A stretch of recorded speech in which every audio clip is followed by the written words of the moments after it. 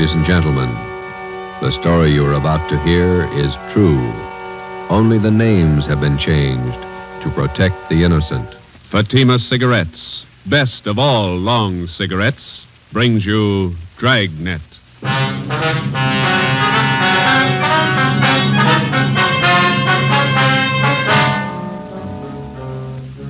You're a detective sergeant. You're assigned to robbery detail. 2 armed bandits have robbed a large jewelry store in your city. One of the suspects escapes. One is apprehended. He's identified as a friend of yours. Your job, send him to prison. If you want a long cigarette, smoke the best of all long cigarettes. Smoke Fatima. Fatima is the long cigarette which contains the finest Turkish and domestic tobaccos superbly blended to make Fatima extra mild. And that's why Fatima has a much different, much better flavor and aroma than any other long cigarette. That's why Fatima is doubling and redoubling its smokers. So, if you want a long cigarette, smoke the best of all long cigarettes. Smoke Fatima. Dragnet, the documented drama of an actual crime. For the next 30 minutes, in cooperation with the Los Angeles Police Department, you will travel step by step on the side of the law through an actual case from official police files. From beginning to end, from crime to punishment, Dragnet is the story of your police force in action. It was Tuesday, February 8th. It was cold in Los Angeles. We were working the night watch out of robbery detail. My partner's Ben Romero. The boss is Thad Brown, chief of detectives. My name's Friday. I was on the way over from the city hall, and it was 8:35 p.m. when I got to the second floor of the Georgia Street Receiving Hospital. Treatment room. Joe, hi. Hi, Doc. Ben, how's it going? Okay. It hurt for a while. Doc gave me an injection. 1/6 of a grain of morphine, Novocaine injection. Bullet still in your shoulder? Doc's about ready to take it out. As soon as I get the wound cleaned, here's the soap and water, nurse. Alcohol sponge, please. How's it look, Doctor? Well, there's the x-ray. Shallow penetrating wound in the deltoid area. Sludge, larger than the soft tissue right here. Oh, yeah. No bone involvement. Okay, the bullet was spent. That's good. Feel okay? Sure. Nurse, methylate applicators, please. Thanks. Let's see now.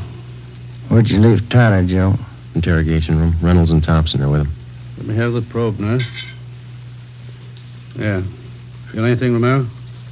No. That's it. You hear that? Hear what? Located the slug with a probe. Oh. Nurse, forceps. Thanks. Here we go. Oh, steady.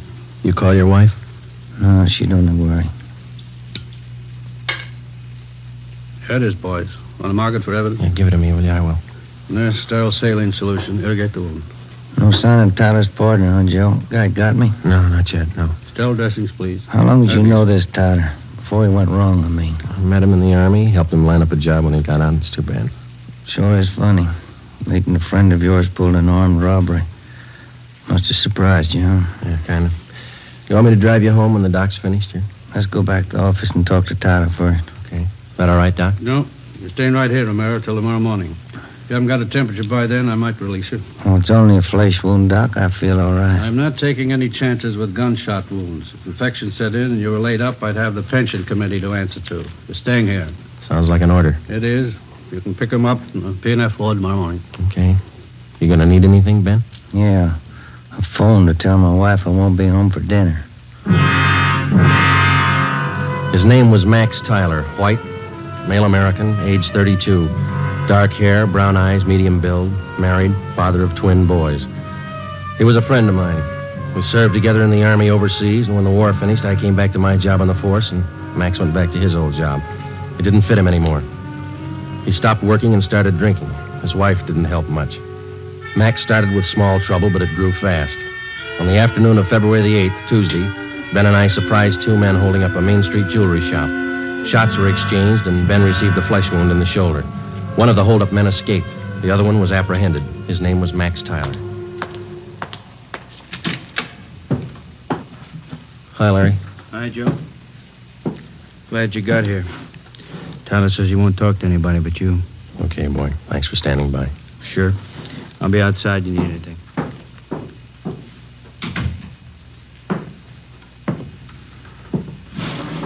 Max, Joe?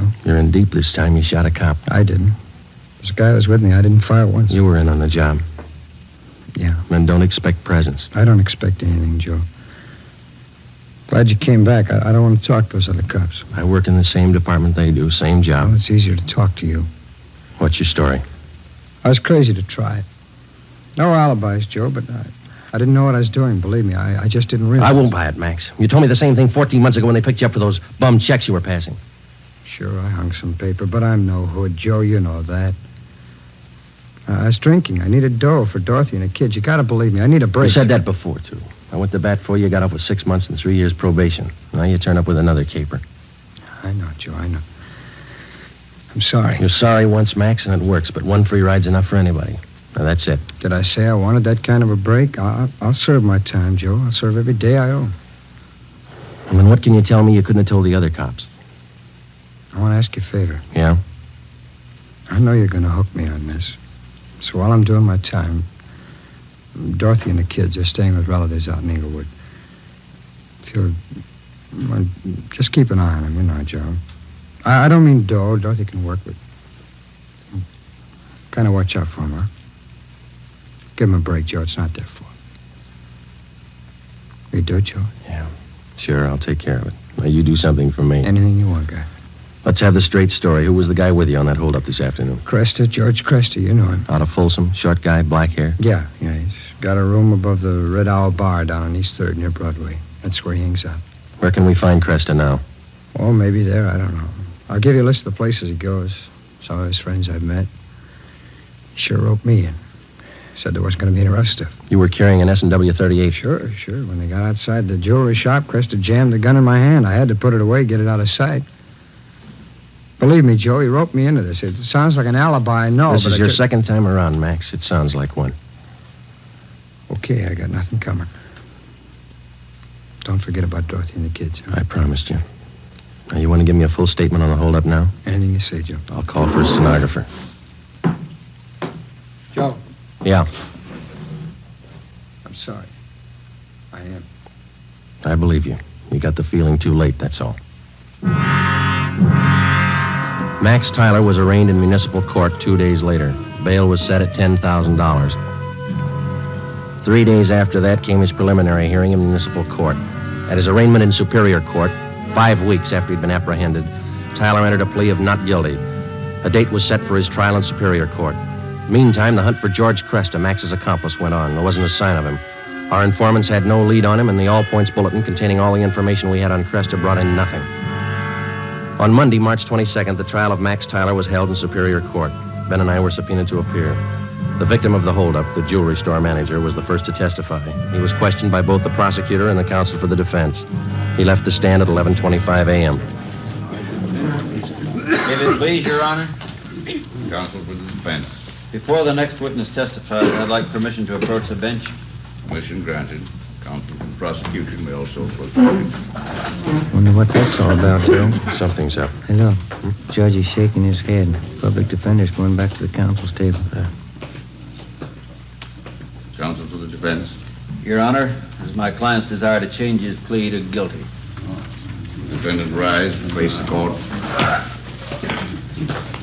Max Tyler, is that your true name? Yes, Your Honor. On the 12th day of March of this year, in Superior Court, Department 83, City and County of Los Angeles, State of California, you've heretofore been arraigned on the charge of robbery in the first degree. At that time, you pled not guilty to the charge in question. Is it now your desire to change that plea? Yes, sir, it is. You've reached this decision of your own free will. Yes, I have. There's been no force employed, no promise of gratuity or reward to induce you to reach this decision. No, sir. Counsel for the prosecution. Yes, Your Honor. Max Tyler, on the 12th day of March of this year in Superior Court, City and County of Los Angeles, State of California, you are arraigned on the charge of robbery in the first degree. That time you entered a plea as set forth in this information. How do you now plead? Guilty or not guilty? Guilty. Is it stipulated that at the time of the commission of the robbery, the defendant was armed with a deadly weapon, to wit a revolver? So stipulated. Court convicts the degree of robbery as robbery of the first degree. Your Honor, in the interest of justice, the people move to dismiss count 2, assault with a deadly weapon. At this time, Your Honor, the defendant waives time for sentencing and asks that he be sentenced immediately. Just a moment. Max Tyler, it's the judgment of this court that on the 8th day of February of this year, you did enter the premises at 23108 East Main Street in the city, and there did attempt the felonious taking of personal property in the possession of another from his person in immediate presence and against his will. Further, said attempt was made while you were armed with a dangerous and deadly weapon. Max Tyler, this court finds you guilty of robbery in the first degree. Count 2 is dismissed. Does it, Joe?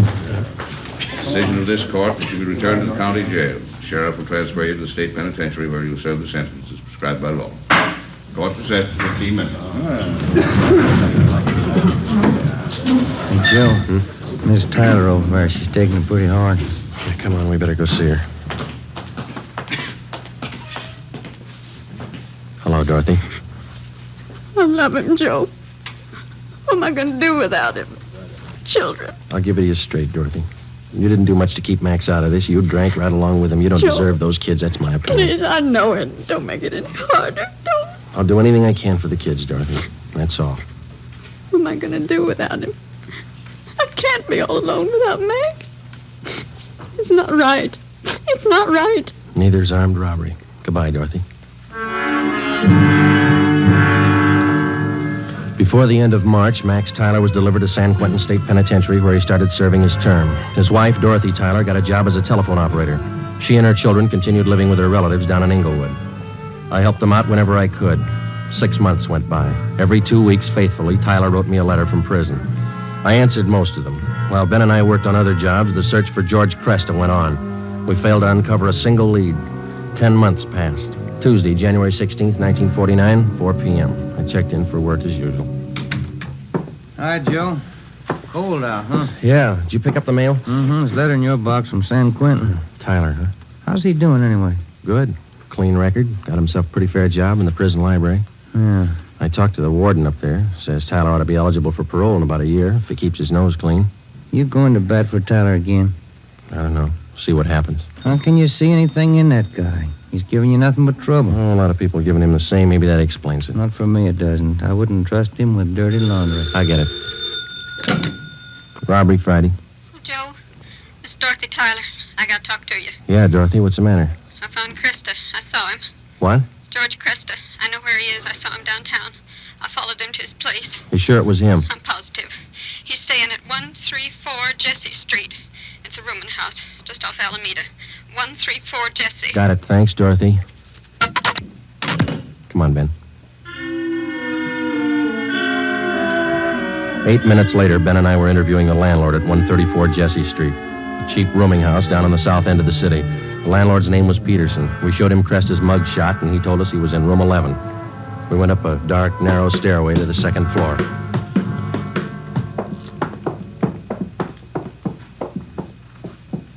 And here we are, number 11. All right, stand clear. I'll try the door. Mm-hmm. It's open. Yeah. Joe, have a look. He's asleep. He's passed out. Come on, slip the cuffs on him.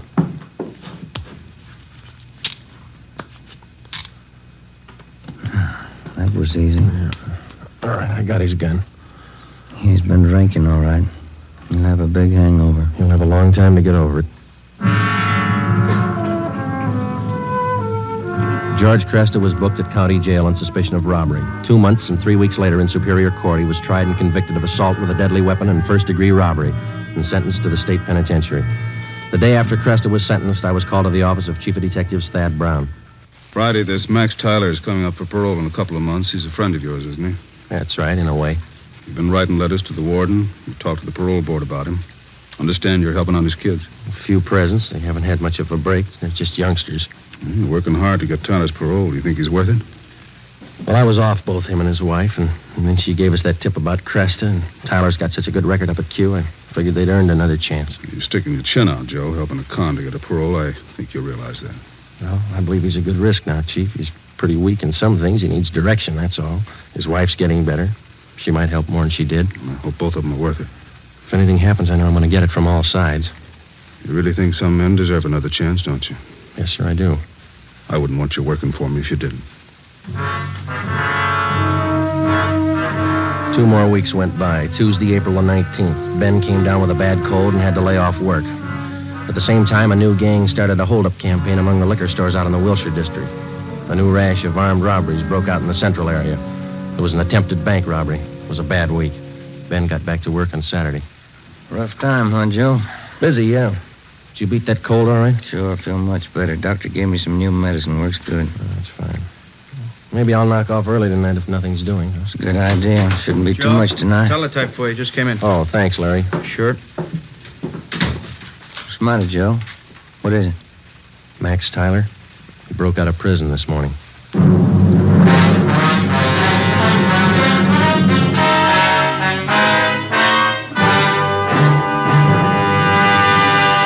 You are listening to Dragnet, authentic stories of your police force in action.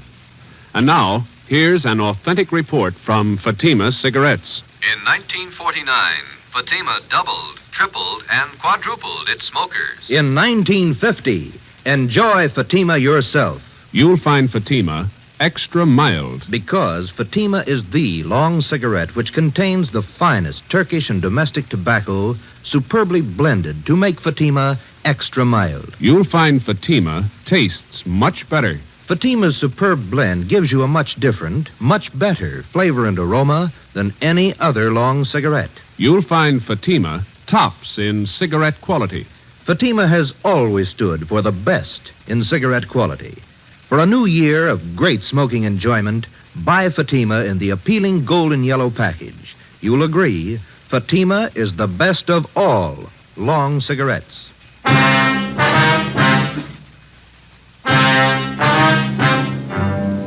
In the course of his career, the police officer is afforded 2 diverse views of the criminal.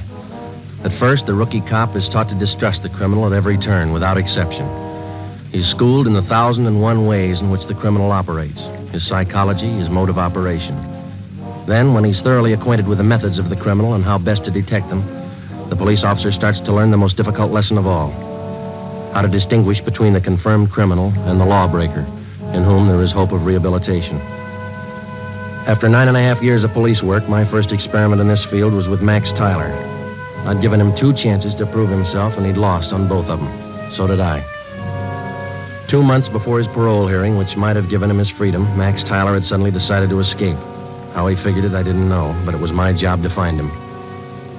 At 5 o'clock that afternoon, Ben and I met in the chief of detective's office. 2 officers, Holland and Grayson, from the State Adult Authority, escape detail, were there. How did Tyler manage his escape, Grayson? Well, same old story. They figured they could trust him up there. He had a good job on the prison farm. They trusted him. When did they find out he was gone? On the early morning count. Have you checked his relatives out in Inglewood yet? Yeah, we have. We've got the home staked out. We're covering all the places we figure he might go. How about Mrs. Tyler? You get in touch with her Friday? The relatives told us that she's on a weekend vacation with the 2 kids, staying with friends down at Laguna Beach. We got a call in to them. Should be hearing from them soon. I understand Tyler's a friend of yours, Friday. He was ready for parole. Yeah, I was trying to help it along. I thought the guy deserved a break. He didn't need you, Joe. He made his own. Well, he was feeling bad. You weren't the only one fooled, Friday. He had the prison officials buffaloed, too. Yeah, I know. I helped convince them. You got any leads on Tyler at all, Grayson? I mean, from the time he broke prison? Pretty strange. They traced him as far as Stockton, and then they lost the trail completely. The Stockton police in on the search? Yeah, sure funny. The guy has no money, no car we know of, no change of clothes. You figure he's getting help from somebody? Could be. Excuse me a minute. Brown speaking. Yeah, just a moment. You, Friday. Oh, thank you. Friday? Yeah. When? Where? Just a minute. Will you hold on, please? It's the Tyler's friends down at Laguna Beach. Mrs. Tyler there? No, she called him last night about 7 o'clock. Told him she'd changed her plans. She wasn't coming. She told them where she was going? She wanted to know which highway would take her to Stockton. We told the Tyler's friends in Laguna Beach to contact us immediately if they heard from either Mr. or Mrs. Tyler. We got out an APB on Dorothy Tyler, and then we drove out to interview her relatives in Inglewood. They told us that Mrs. Tyler had the 2 children with her.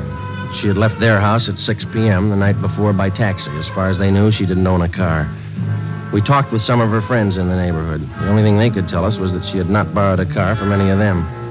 We drove down to the telephone exchange where she was employed as an operator, and we spoke with a manager, a Mr. Ralph Cartwright. I'm sorry, gentlemen. This is Mrs. Tyler's night off. Is there something I can help you with? When is Miss Tyler due back at work, Mr. Cartwright? Well, she's working the 10 to 7 starting tomorrow, due in at 10 a.m. We understand that she's on a weekend vacation, huh? Yes, you see, today was payday, so she asked me if she could have her check ahead of time. Said she had to have the money for the weekend. Did you give her the check? Oh, my, no. I couldn't give her the check ahead of time. But I did do her a favor, just to help her over the weekend. What was that? I loaned her my car. We got a complete description of the car together with a license number and called the office. The information was broadcast to all units throughout the city and teletyped to all points in the state. Chief of Detectives Thad Brown ordered an immediate stakeout on the telephone exchange where Mrs. Tyler was employed. The stakeout at the home of Inglewood continued. Another day passed. We checked with the bank where Mrs. Tyler maintained her account. It was 10:25 a.m. when we got back to robbery detail. Gentlemen, what'd you find out? Miss Tyler closed her account 3 days ago, withdrew all her savings, $46.55. And they're not going to go far on that. Any word about that car she borrowed? Teletype came in about an hour ago. They found it just outside Santa Barbara, abandoned. Anyone see the Tylers? No reports. I wonder how those poor kids are making out. He must be crazy, and his wife, too. If she was going to help him pull an escape, why'd she have to drag the kids along? That's the way some parents figure, Friday. They owe their children nothing. The children owe them everything. Call for you, Friday. Take it on 2. Oh, thanks, Larry. Friday. This is Hopkins, Friday, on stakeout, the phone exchange. Yeah, Bert. Tyler woman came for a check. We got her.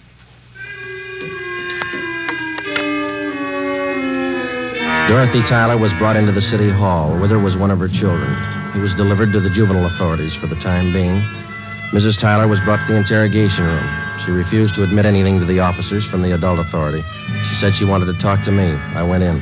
She threw her arms around me and started crying. Joe, you won't let him get Max, will you? You won't let him. I'm after him as much as they are, maybe more. Where is he? I can't tell you. Why'd you do it, Dorothy? Why? Oh, you know why, Joe. You know why. I had to see him. I had to be with Max. It's a bum deal. You traded days for years. They can't get him. If I don't tell them where he is, they won't find him. They'll find him. He's got to eat, so do you and the kids. He has to go to work, and working with a gun is all he knows. He'll leave a trail. We'll find him. Children. What have they done to the children? Where's Jimmy? They're taking care of him. That's more than you did. Where's your other boy, Vance? With Max. Max has him. Oh, that's fine. You and Max ought to be real proud of yourselves. I had to see him. You know that. I had to see Max. Has he got a gun? Has he? Yes. Has he used it? No. He just thought he might need it. He hasn't hurt anyone. I swear it. You helped him escape, is that right? You helped him. He needed help. I met him at San Rafael. We drove all night. He didn't hurt anyone, Joe. He hasn't hurt anyone. Where is he now? Where is he? All right, Dorothy, we'll find him. Joe, if I tell you, will you go alone? I can show you the way. Will you go alone? Yeah. All right. I'll take you to him, Joe. I trust you. Yeah, I trusted him once, too. 5 p.m., Monday, April 25th. Dorothy Tyler, Ben, and I got in the car and headed north for the coast town of Santa Maria. Acting under orders of Chief of Detectives Thad Brown, Larry Thompson from Robbery Detail followed in another car. Holland and Grayson from the State Adult Authority were with him. It was 10 minutes past 8 when we drove through the town of Santa Maria. Just outside the city, Dorothy Tyler directed us to turn off onto a dirt road. We drove about 2 miles. She told us to pull up. Across that field. Shack by those trees. Lonely out here. I'll go with you, Joe. Maybe Max won't understand. Oh, you stay here. Joe, that car stopped here. It's cops, Dorothy. It had to be. They won't shoot unless Max does. But you promised. You said you'd go alone. I'll go alone. Friday? Hello, Grayson. Where is he? She tell you? That shack over there across the field by that clump of trees. He's got one of the kids with him, that right? Yeah, he won't be any trouble. He's armed. The cons up at Quentin say he won't be taken alive. They say he'll shoot it out. They talk a lot. You better let us take him. You're not getting paid for this one. I'll take him alone. I made a promise. That guy in the shack's in the habit of breaking promises. I keep mine. Keep an eye on Miss Tyler, will you, Ben? Thompson's watching her. I'm coming with you. I told her I'd go alone. There's 2 doors, front and back. Which one you going in? Front. I'll be around back. Careful, Joe. Yeah. I'll be right back, Grayson. I started to cross the field. The shack was about 100 yards from the road. The field was uncultivated, and I wasn't sure of my footing. I stumbled over a tree stump. Halfway across the field, the lights in the shack went out. Who's that? Who is it? It's me, Max. Joe Friday.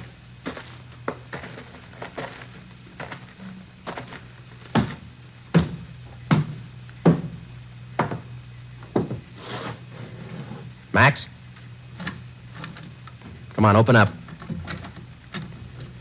All right, Max.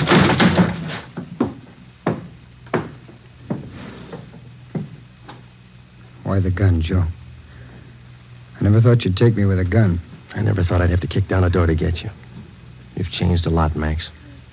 How'd you find me, Dorothy tell you? Where is she? Outside. Your boy over there, Vance. He's sleeping. He's okay. Put out your hands. Put out your hands. Oh. I'm sorry, Joe. Yeah. You've been good to us. I won't try to explain. Neither will I, Max. Come on.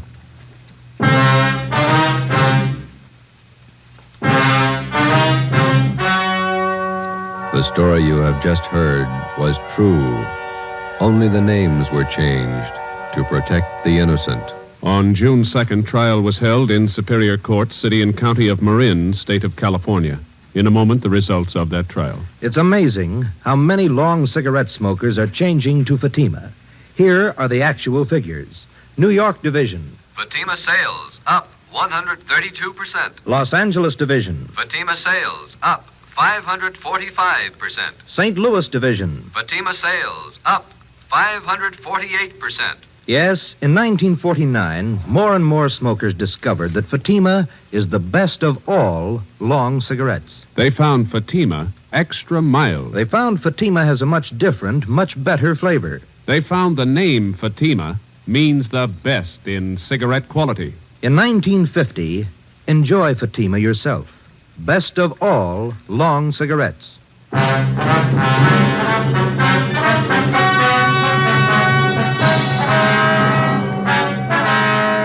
Max Tyler pleaded guilty to the charge of escape and was sentenced to the term as prescribed by law. He was returned to San Quentin and then transferred to Folsom Penitentiary, where he is now serving his sentence. You have just heard Dragnet, a new series of authentic cases from official files. Technical advice for Dragnet comes from the Office of Acting Chief of Police, W.A. Wharton, Los Angeles Police Department. Dragnet honors the state of California and the men of the California Highway Patrol, another of America's outstanding law enforcement agencies. One of these men, Highway Patrol Commissioner Clifford E. Peterson, outstanding administrator and educator in the field of law enforcement, dedicates his life to making yours more secure. Fatima Cigarettes, best of all long cigarettes, has brought you Dragnet from Los Angeles. Be sure to hear Mr. and Mrs. Ronald Coleman in the Halls of Ivy starting tomorrow on NBC.